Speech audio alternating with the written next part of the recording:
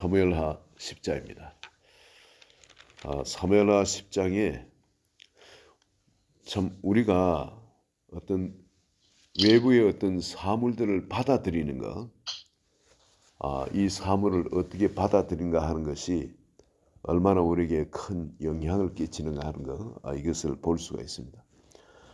여기에 암몬의 한운 왕이나 다윗 왕이나 다 세상에 나올 때는 우리와 마찬가지로 적신으로 태어났습니다.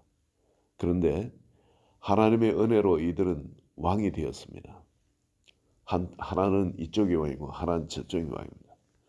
그리고 이 둘은 초면이 아니고 이미 옛날에 서로 알던 사람들입니다. 왜냐하면 다윗이 사울에게 쫓겨 망명할 때 그 부모님을 어디 고국에 어디 숨겨둘 데가 없습니다. 왜냐하면 어떠하든 적들이 부모도 다 죽이고자 하겠죠. 그러니까 누구한테 부탁했냐면은 이 나라를 떠나서 다른 나라 암몬에 가서 그 왕한테 부탁을 합니다. 좀 도와달라. 우리 부모님을 좀 맡아달라. 내가 안정되면은 찾으러 오겠다. 참 이게 보통 부탁이 아니죠. 함부로 또 부탁할 수도 없는 겁니다. 이 관계가 사울한테 언제든지 자기들이 그 사울하고 원수되기 싫기 때문에 다윗의 부모를 넘길 수가 있습니다. 다윗은 아무것도 아닌 존재죠. 그렇지만 사울은 이스라엘의 왕이지 않습니까? 그 사울한테 밉보이는 짓을 암몬이 할 수가 없는 거죠. 다윗이 뭐라고 그죠? 그런데 암몬이 그 일을 들어주었습니다. 그 다윗한테는 말할 수 없는 큰 은혜를 끼친 거예요. 어쩌면 다윗도 나중에 망명할 때 암몬을 마음에 뒀는지 모르겠습니다. 그리고 암몬 왕도 그걸 생각하고 그를 그 청을 받아준 것은 아닌가 그렇게 생각합니다. 그런데 그 왕이 죽고 그 아들이 왕이 되었습니다. 그렇다면 이 둘은 서로 알 수 있는 관계고 또 얼마나 큰 귀인지 모릅니다. 이 한운한테는. 왜냐하면은 다윗이 자기들의 그 경계선에 있는 적들을 다 파해줬거든요. 모압도 다 파해버렸죠. 에돔도 다 파해버렸죠. 그리고 주변에 블레셋도 파해버렸죠. 하여튼 주변의 왕들을 다 파해버렸으니까 다윗이 자기한테 또 엄청 큰 은혜를 입고 있는 사람이고 그렇다면은 한운한테는 이 정말 황금기가 온 겁니다. 다윗하고는 이 얼마나 좋은 관계입니까? 그죠? 이걸 잘 성화시켜 나가기만 하면은 나라가 견고하게 될 수가 있습니다. 국방비에 돈을 그렇게 쓰지 않고 그것을 내부에 국민들을 위해서 쓰게 되면은 그 어마어마한 부가 생기게 되는 거죠.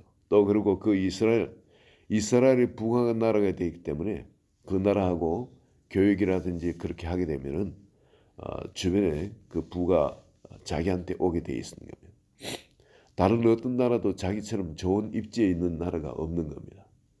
다윗한테 그렇게 은혜를 끼쳐놨기 때문에 뭘 이렇게 하더라도 교육을 하든지 뭐 도움을 청하든지 하더라도 이 한운의 청을 거절하지 않고 모양만 서로 간에 잘 갖춰지면은 전부 다 아래 사람들은 그렇게 해라 밀어줘라 이런 위치가 돼 있는 겁니다. 그런데 이상한 거는 이거를 아버지가 죽고 그리고 그 문상하러 다윗의 신하들이 왔는데 이 신하들이 어떤 이야기를 하냐면은 저렇게 온 것은 우리를 위함이 아니고 우리 기회를 봐서 정탐해서 우리를 함락시키려고 저들이 왔다. 좋게 생각하지 마라. 그리고 이 신하들이 그렇게 안을 이었습니다. 우리가 상식적으로 생각해도 이럴 수가 없죠. 이것은 아닌 겁니다. 그런데 한운이 신하들의 청을 받아가지고 다윗하고 왼수가 되기로 결정을 합니다. 아니 이렇게 좋은 기회를 완전 나라가 멸망할 수 있는 그런 어리석은 결정을 합니다. 너무나 좋은 기회지 않습니까? 문상까지 왔는데 죽었을 때 여러분 그 문상 올 때는 관계가 좋을 때 오는 거지. 서로 관계 없으면 가도 안 합니다. 원수들한테나 상관없는 데는 가지를 않습니다. 근데 그만큼 위한다는 뜻 아니겠습니까? 가까이 하자는 그런 이야기고 우린 좋은 관계는 사인이기도 하고 그렇습니다. 그런데 그런 일을 저지릅니다. 왜 이랬을까? 왜 이렇게 너무나 멋진 기회를 이렇게 바보스럽게 나라가 망하도록 자기 일신도 멸망하도록 이런 어리석은 결정을 내렸을까? 여러분 이건 여기에 열등감이 있습니다. 열등감이. 또 열등감의 다른 쪽은 이게 교만이죠. 다른 표현은. 다윗이 자기한테 왔을 때 옛날에 아무것도 아닌 존재, 망명자, 아무것도 아닌 그런 존재였던 겁니다. 지금 다윗이 성공해가 있지만은 그 옛날 모습을 자기들은 아는 겁니다. 그러다 보니까 교만으로 그것을 옛날의 그 모습으로 그대로 대하는 지금이 지금 너무나 잘 돼가 있고 하는 것 같으면 그걸 인정을 해야 되잖아요. 근데 우리는 그걸 인정하기 싫어하는 겁니다. 우리 마음엔 그런 안 좋은 점들이 있어요. 옛날에 와서 막 이민 초기에 보면은 되게 고생하고 못 살고 하던 그런 사람들. 너무너무 힘들고 그 어떤 그걸 아는 사람은 나중에 그 사람이 잘 돼가지고 정말 떵떵거리고 잘 살게 되었어도 그것을 그대로 인정하기보다 옛날에 그러던 사람인 어떤 그런 마음들을 이렇게 가지기가 쉬운 겁니다. 우린 그때는 이렇게 살았었는데 그때 저 사람들은 저렇게 힘들고 그랬었는데 어떤 그런 마음들. 그래서 여전히 그 사람을 아직도 마음속에 인정 못하는 어떤 그런 거. 그런 교만 때문이기도 하고 또 하나는 지금 다윗이 너무나 잘 돼가 있잖아요. 그리고 지금 자기하고 붙으면은 자기가 지는 겁니다. 전투에 이길 수가 없는 거예요. 거기에 대한 열등감도 있는 겁니다. 어떤 그런 정상적인 마음이 아닐 때 이것은 우리에게 재앙을 가져옵니다. 왜냐하면 외부에 나타나는 반응들은 끊임없이 올바른 관계에서 모든 것을 그 올바른 관계로 맺어가기를 원하는데 우리 마음이 교만이나 열등감이 있는 것 같으면 외부에 아무리 좋은 것이 오더라도 그걸 올바르게 받아들일 수가 없는 겁니다. 내가 스스로 그 재앙의 길을 선택하는 겁니다. 우리가 주변의 사람들 일에 볼 때 참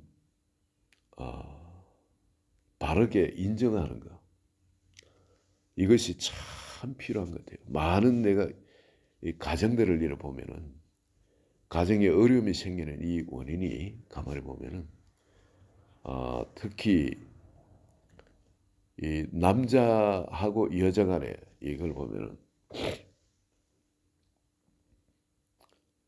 여자가 무능하고 아무것도 못하면은 별 그런 문제가 없는데 여자에게도 지혜가 있고 힘이 있고 능력이 있고 똑똑하고 그렇게 되면은 남편이 처음에 신혼처럼 모르는데 점점 이제 살아가면서 보면은 남편의 여러 가지 자기보다 부족한 면들이 보이기 시작합니다. 남편한테도 장점이 있고 또 부인에게도 장점이 있고 그런데 부부간에 이렇게 보면 서로 장점도 보이고 단점도 보이는 거예요. 그래서 제가 이런 말씀드리고 어제 저녁에 저도 우리 집 사람이 제가 포이즌 아이비 걸리고 하니까 이 좋다고 해가지고 뭐 감자를 갈아가지고 이렇게 붙이는데 얼마나 감사한 일입니까? 그리고 너무 고마운 일이죠. 그런데 그게 너무 많이 붙이고 뭐 하면서 난 이거 좀 안 했으면 좋겠는데 붙이고 해가 이게 툭툭 흐르니까 카페식 먹고 이게 떨어지면 이건 안 짜진다네 감자물은. 그런데 그게 떨어지니까 이걸 참 안 했으면 좋겠는데 싶은데 결국은 이불도 베르고 감자도 베르고 저 카페도 베르고 그래야 돼. 그걸 갖고 저는 나타난 안 좋은 그 면만 갖고 이야기를 하니까 마음이 상하는 거죠. 근데 이런 부분에 좋은 거를 칭찬하고 인정하고 긍정으로 받고 이러면은 그러면서 이런 부분에는 좀 피했으면 좋겠다 하고 이런 모든 게 잘 맥히는데 그러지 못하고 하지 말라니까 왜 이런 걸 해가지고 이러냐고 오히려 그러니까 이 마음이 상하는 그런 일을 봅니다. 보면서 내가 깨닫는 것은 참 사람과의 관계에서 아무리 가까워도 특히 이 부부간에 보면 아내는 어떻게 하든 간에 그 사랑을 인정을 해줘야 되겠냐 남편은 아내가 얼마나 자기를 사랑하는가 하는 거 이거를 인정해 주면은 그 나머지는 별 문제가 안 된대 그것이 확인되면 그런데 이 또 남자는 또 그래요 어떻게 하든 간에 여자한테는 존중을 받아야 됩니다 이거 항상 이건 평생 가도 이건 안 변해요 근데 이것이 어떻게 무시를 당하면은 남자는 그냥 아무리 좋아도 그냥 뒤집어집니다. 그리고 거리감이 생기는 거예요. 이 한온하고 이 다윗하고 관계도 다윗이 잘 돼 있으면은 다윗을 인정해 줘야 되는데 인정받지 못하면은 그 사람과의 관계는 깨어지게 돼 있는 겁니다. 서로 간에 인정을 해줘야 됩니다. 그 장점에 대해서. 남자는 어떻게 하든 간에 자꾸 좀 칭찬해주고 인정해주고 하는 거. 아무리 작은 거라도 그냥 칭찬해주고 인정해주고 하는 거.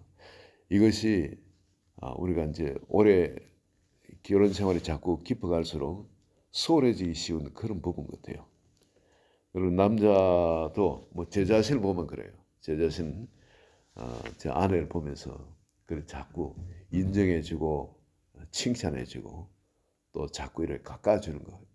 특히 인커리징 해주는 거. 예언의 말은 너무나 중요하다 그러죠. 그 예언은 덕을 세우고 그리고 몸을 세운다는 거예요. 교회를 세운다는 두 사람이 있어도 이건 교회거든요. 이 가정 교회를 세우는 거 이것은 내 입에서 계속 인커리징 하는 말, 격려하고 위로하는 말, 또 edifying, 덕을 세우는 말. 이 말이 나가는 것이 너무나 중요합니다. 이 사회에서도 그렇지만 가정 안에서도 아무리 배우자나 혹은 자녀가 좀 못마땅하고 이랬으면 저랬으면 좋겠다 싶은데 그거를 전부 다 이 인커리징 하는 말로 격려하고 위로하는 말로 그리고 덕을 세우는 말로 그냥 계속 이렇게 이야기해 나갈 때 한 걸음 걷는 사람을 이제 곧 이겠네 하는 이 말 그죠? 그냥 그런 게 보인다. 너보다 잘 달릴 수 있는 그게 소질이 보이네. 어떤 이런 격려의 말이죠. 아직도 한 걸음밖에 못 되나 하는 이런 말하고 이게 전혀 다른 거죠. 그죠? 이런 격려의 말, 위로의 말, 그리고 그 소망의 말, 그리고 그 기대하는 그것을 계속해 나갈 때 서로의 관계는 더 쉬워지는 그런 관계 되지고 연약해져 있다 할지라도 사회에서는 그것 때문에 정죄당하고 또 스스로에 대해서도 쉐임이 있는 겁니다. 부끄러움이 있고 그런 부분에. 그런데 그걸 지적해가 이야기하면 절대 그게 고쳐지지 않고 점점 비틀어집니다. 더 위드로울 대가 더 속으로 들어갑니다. 그런데 그것을 가능성을 갖고 자꾸 격려하고 또 이미 있는 것처럼 그렇게 이야기를 하게 될 때 우리 마음이 그쪽으로 조금씩 움직이는 걸 봅니다. 우리 모든 사람은 상처 없는 완벽한 사람이 없거든요.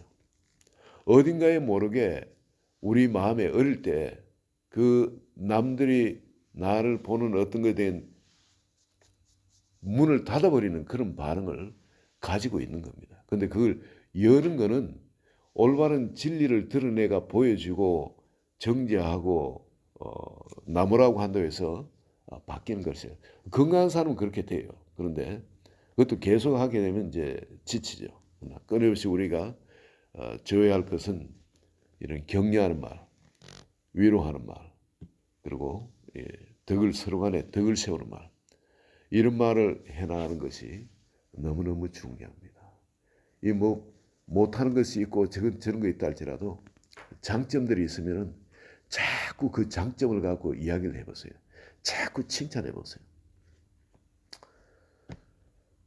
절대 정죄하지 마시고 다 자기도 알거든요.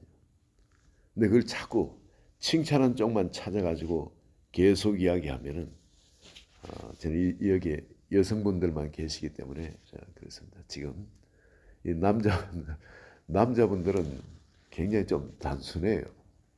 남자들한테는 그냥 그런 칭찬하고 인정해주고 한 일주일만 요 한번 행해 보시기 바랍니다. 막 그냥 이뻐 못 견딜 거예요. 남편이 아내가 이뻐 못 견디게 할 거예요. 그리고 그 관계가 아름답게 회복되는 것을 여러분 경험할 겁니다. 왜 자꾸 저럴까? 정말 좀 바보스럽고 내 눈엔 이해가 안 되고 이거 이렇게 하면 너무나 멋진 사람이 될 건데 그러 싶더라도 그거를 이제는 자꾸 칭찬하는 걸로 인정해 주는 걸로 남자는 어떻게 하든 간에 여자한테 인정을 받아야 됩니다. 적어도 집안에 아내한테 인정 못 받으면 죽고 싶어요. 그냥 버리고 떠나고 싶고 그런 마음 듭니다. 그러니까 어떻게 하든 간에 아무리 못마땅해도 못마땅한 걸 입 밖에 내지 마시고 자꾸 인정하시고 왜냐면 지금까지 평생 일이 가까이 온 그게 내가 뭐 말한다고 바뀌어지냐 절대 안 그렇거든요. 그냥 자꾸 인정해 주시고 격려해 주시게 해가지고 이 햇볕 정책을 펼치면은 분명히 나아질 것 같습니다. 여기 한온을 보니까 한온이 다윗한테 이런 좀 관계를 맺어가는데 이런 바보스러운 관계예요.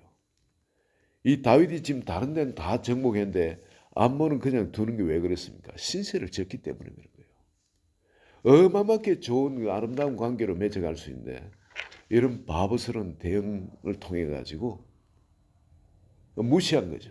완전 이 사람의 그 보낸 그 사신들의 엉덩이에 그 옷을 잘라버리고 수염을 잘라버리고 완전 뭐 래핑 스탁을 만들어가 돌려보내는 겁니다. 이럴 때 다윗의 지혜가 참 아름답습니다. 다윗이 뭐냐면 이 신하들이 가서 어떻게 말을 했기 때문에 어떻게 처신을 했기 때문에 저러냐. 그 어떤 보낸 임무에 완전 실패를 했지 않습니까? 그렇지만은 그들을 여리고에 머물러 그 수치가 제거될 때까지 수염이 자랄 때까지 거기에 머물러가 다시 돌아오는 이 관계 이 신하들이 잘못했지만은 잘못은 한 걸 가지고 따지고 이 전쟁이 나게 생겼으니까 그렇게 좋은 관계에 있었는데 이 신하들이 가서 그렇게 했다고 해서 이 정죄를 당하기 딱 맞잖아요. 전쟁이 나게 됐으니까. 그런데 다윗은 사람을 얻습니다. 지혜로운 자는 사람을 얻느니라 그러죠. 잠언에. 근데 다윗은 그들을 정죄하지 않습니다. 그들의 실수를 혹은 그들의 잘못을 정죄를 하지는 않습니다. 그럴 수 있다. 그리고 그들이 거기서 수치가 사라지도록 수염이 다 자랄 때까지 기다리도록 배려를 해줍니다. 그리고 다시 품을 때 이 신하들이 얼마나 고마워하겠습니까? 다음에 그 일을 맡기면 똑같은 실수를 하겠습니까? 목숨을 걸고 죽으면 죽었지 실패해서 돌아오지 않으려 그러겠죠. 다윗을 위해서 생명까지 바치고 그렇게 충성할 겁니다. 오늘 다윗과 한운 이 두 사람이 하는 일을 우리가 한번 봅니다. 그들이 사람들하고 세상 일들에 대해서 어떻게 관계를 맺어가는가, 그 지혜와 어리석음을 우리가 봅니다. 임금은 자기가 잘나서 똑똑해서 뭘 하는 것이 아니라 아래 사람들, 뛰어난 사람들이 전부 다 그 일들을 할 수 있도록 지혜롭게 잘 관리를 하고 그들을 또 격려하고 함으로 해서 사랑과 공의를 올바르게 잘 베풀므로 해서 그들을 다스리는 겁니다. 왕들은 그 지혜를 얻어서 나라를 다스린다 그러죠. 자문에 지혜를 얻는 것이 제일이다. 오늘 여러분 이것이 나라를 다스리고 나라 안에서 그런 관계를 맺는 것 그뿐만 아니라 작게는 내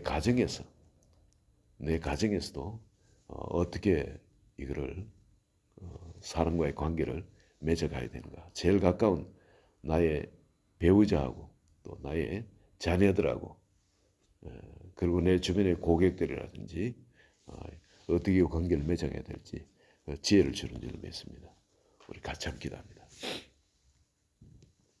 하나님 아버지, 다윗과 한운의 그 관계를 통해서 그들이 하는 그 처신을 통해서 하나님의 지혜를 저희가 배우기를 원합니다. 항상 이제 우리 마음이 모든 상처가 치유되는 완벽한 자리에 있지 않다면 우리에게는 끊임없이 열등감의 반응 혹은 교만의 반응, 아버지 그 한운의 반응처럼 엉뚱한 반응이 나오기가 쉽지만은 아버지 항상 우리가 다윗의 처럼 모든 걸 항상 배려하고 또 그 상대 입장에서 격려하고 위로하고 그리고 덕을 세우는 아버지 그런 말들이 우리 입에서 나오는 그런 지혜로운 사람이 되기를 원합니다. 오늘도 우리 마음과 생각을 주님의 지혜로 주관하여 주시옵소서. 예수 그리스도 이름으로 기도합니다. 아멘.